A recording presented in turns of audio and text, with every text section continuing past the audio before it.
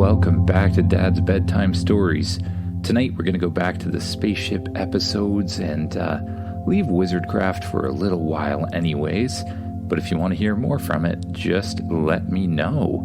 And if you want to see what happens next before I make a podcast on it, you can actually check out the first 20 chapters on my Patreon if you sign up there.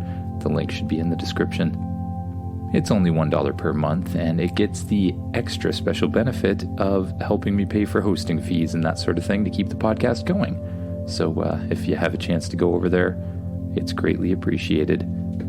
And now on to the story. Now this one was inspired by some of the events going on in Canada right now, which is where I'm from. And if you didn't know, there's been a lot of forest fires in Canada this season. And this story was inspired by them, but by no means based on actual information about the forest fires, so don't write me letters about it. This is going to be episode 125, Fighting Fires with Dragons. The title pretty much says it all.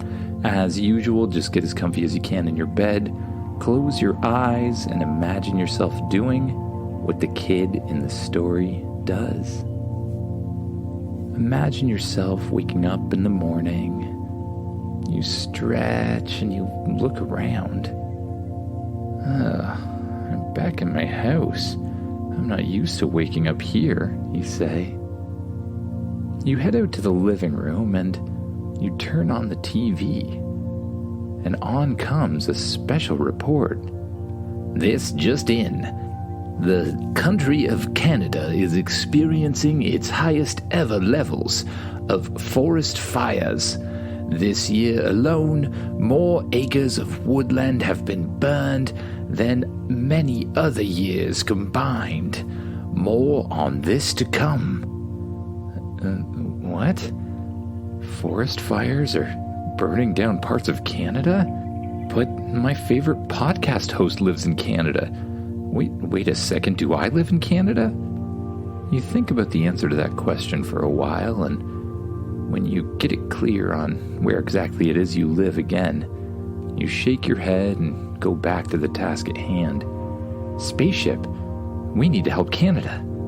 Understood, says Spaceship. And you know what, Spaceship?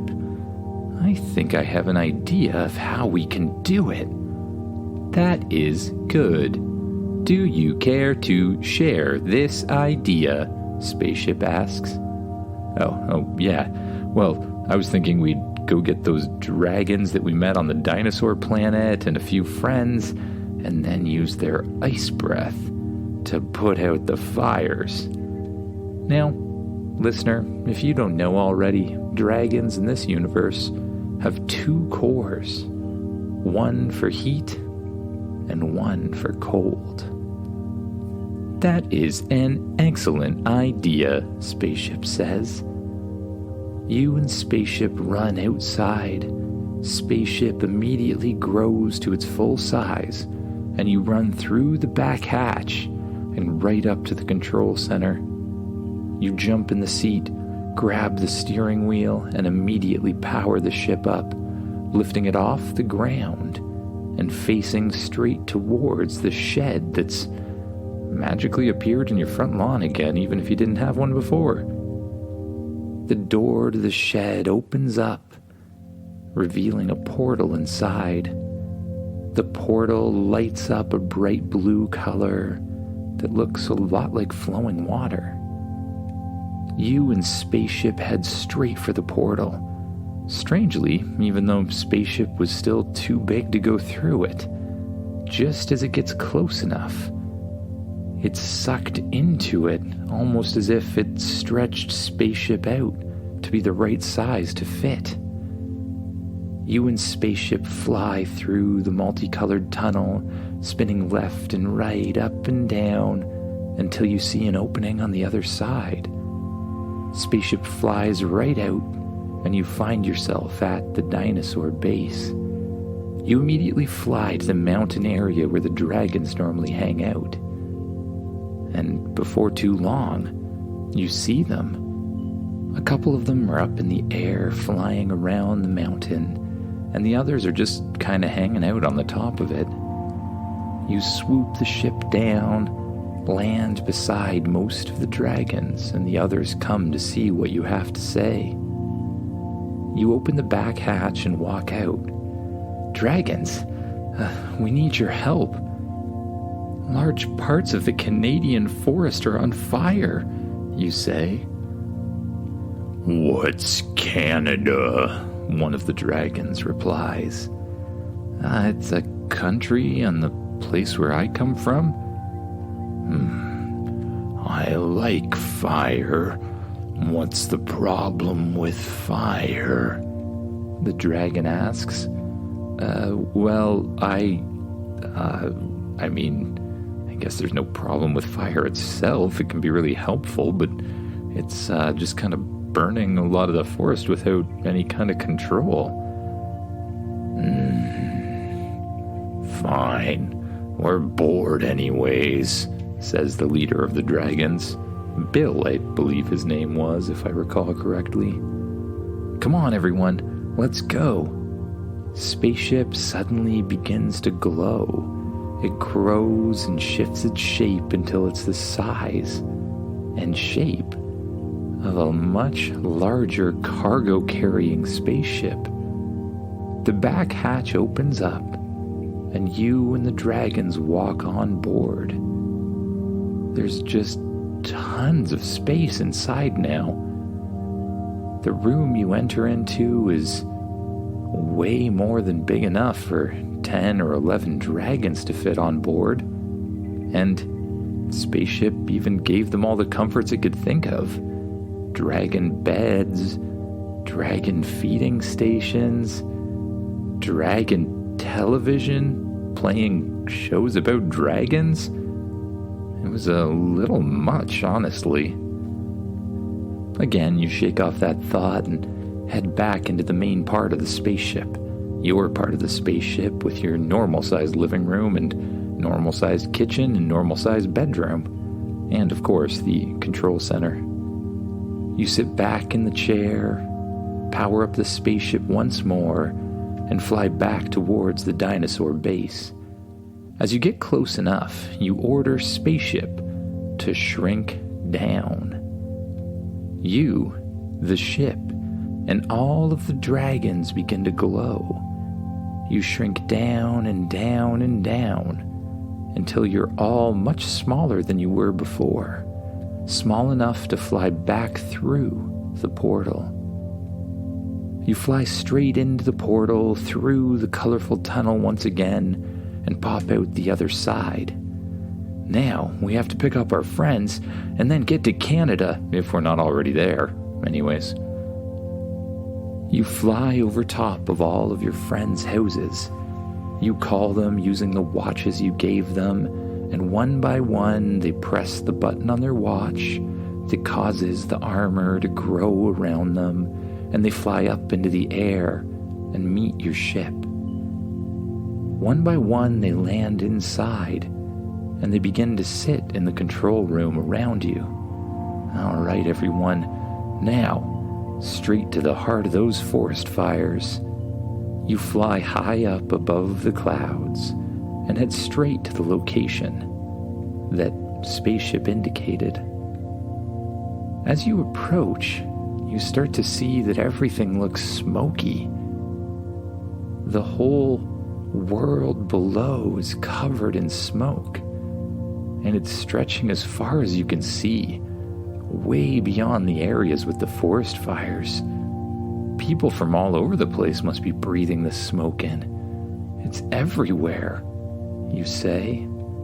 Yes, the weather system can bring the smoke to other locations. It has caused high levels of air pollution as far as Europe. As far as Europe? Seriously? Whoa, we need to put these things out. Ready, friends? Your friends all put their fists in, and with a 1, 2, 3, they lift them up in the air, ready to go. You and all of your friends press the buttons on your watches, causing your whole sort of armor thing to fold out around you. Then, one by one, you jump on top one of the dragons. You, of course, take the leader, Bill, the one you've been friends with for a while. The back doors to the spaceship open, and you and your friends run on your dragons, jump out the back of the ship, and the dragons spread their wings and start to glide down to the ground below you. You locate the first fire. It's a huge area. We're going to have to get into formation for this one. Everyone, line up with me. Your friends all line up in a row. You dip down towards the forest below you, and you count to 3.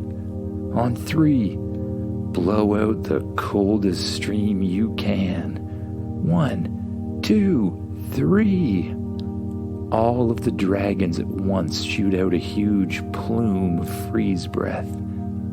It instantly puts out the fire below and cools the whole area around it in a long and large streak created by having 11 dragons stretched out in a row, each blowing a huge plume of ice breath.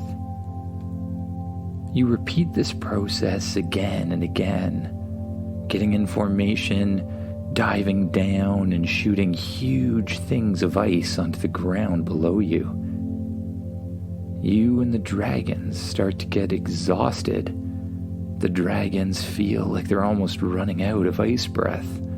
So you find a nearby mountain and set down for a little bit, giving them a chance to catch their breath. Spaceship lands nearby and sends out a team of robots carrying dragon food, as well as a few robots with trays of human food. You and the dragons all take a rest for a little while. You eat your favorite foods, and you talk for a little bit. Alert, alert, Spaceship says. New fires detected. New fires just detected. New fires detected? How can there be more fires? All right, we have to get going, you say. You slowly climb onto Bill, tired and sore from a whole day of putting out fires, but you can't stop now. The dragons reluctantly flap their wings, bringing you higher and higher into the air, until you see the new area that's just set on fire. Again, you and the dragons get in formation, fly down over the burning area, and shoot a huge stream of ice breath onto it.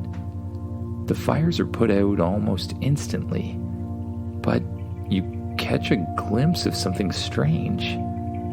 The fire is spreading in a line away from you, in a really strange pattern. You follow the line of fire, but you can't see it coming from anywhere. It's almost as if it's just appearing. Spaceship, what is that down there? Analyzing data, Spaceship flies up beside you and shines a bright light down onto the area. And as it does, you see a glimpse of something. It's almost like a giant invisible chameleon? A giant invisible chameleon that's on fire? Why can't we see it? You ask Spaceship. It seems the chameleon creatures have some way to camouflage themselves. I suggest switching to thermal vision. Oh, right, I forgot we had that. You press a button on your helmet, and it immediately switches to thermal vision, allowing you to see any traces of heat around you. And just like that, lit up in bright red colors, not only can you see the fire, but you can see a giant fire-breathing and pretty much on fire itself chameleon standing in front of you. As you look around, you notice that there's 5 more. Are the Canadian forest fires being started by Giant fire chameleons, you ask, kinda confused? And what's that on top of one of the chameleons? You notice something that looks like a Tyrannosaurus head on a human body, and it's... you realize it right away. It's Rex.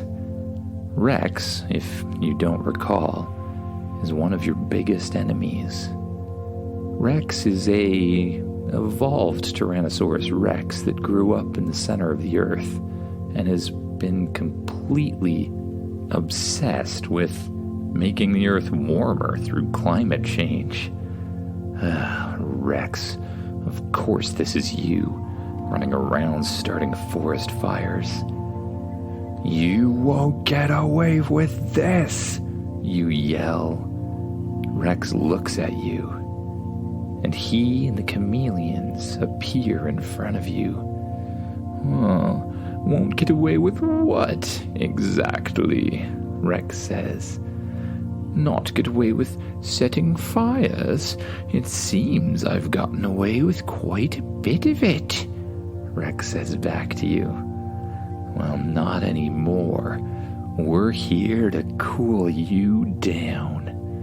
I'd like to see you try. Rex suddenly disappears from vision again, but you remember right away to switch back to thermal vision this time. Rex and the chameleon start running in all different directions, setting fires in every single direction they go. And then you notice more fires coming your way, more chameleons, an army of giant fire chameleons coming in from every direction, setting the forest on fire in every direction.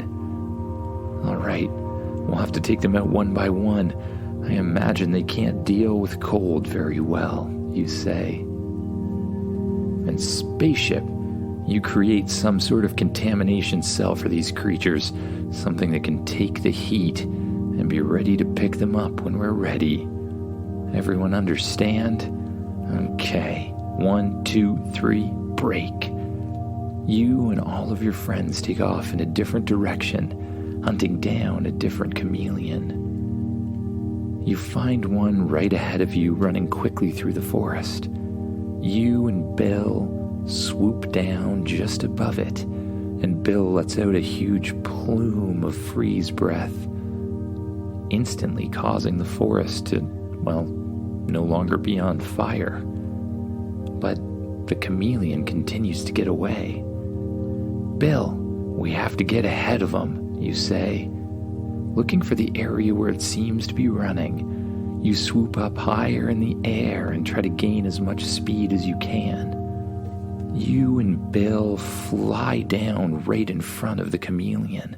It stops in its tracks, and Bill takes in a huge breath of ice and lets it out directly at the thing.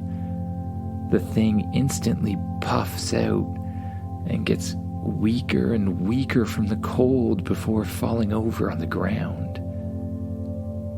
You fly Bill over, he grabs the chameleon with his enormous claws and flies back up in the air. As you pass Spaceship, Bill allows the chameleon to fall down. Spaceship catches it in a net and drops it into some sort of cargo bay for these things. You and your friends continue to hunt for chameleons, and before long, you've caught every single one of them. But strangely, no Rex. Where did he go? You scan all over the place looking for any sign of him, but you just don't seem to see him anywhere. Where could he be? You shout. I can't believe he got away again. But I'm too tired to deal with this right now. Let's head home, everyone. You and all of the dragons fly up in the air to meet Spaceship, still the size and shape of a cargo ship. You fly in through the back hatch, and this time, you see two giant spaces. One is devoted entirely to fire chameleons, which you can see through a large glass window. They seem quite at home here on Spaceship. He's keeping the room very hot and feeding them, and they look pretty comfortable. And the dragons have their own habitat as well. Well, I guess we better get these things somewhere. You say, maybe a hot planet or something like that? Understood. Locating ideal habitat, Spaceship says. You lift up off the planet, through the atmosphere and out into space, with your friends, the dragons and the fire chameleons on board.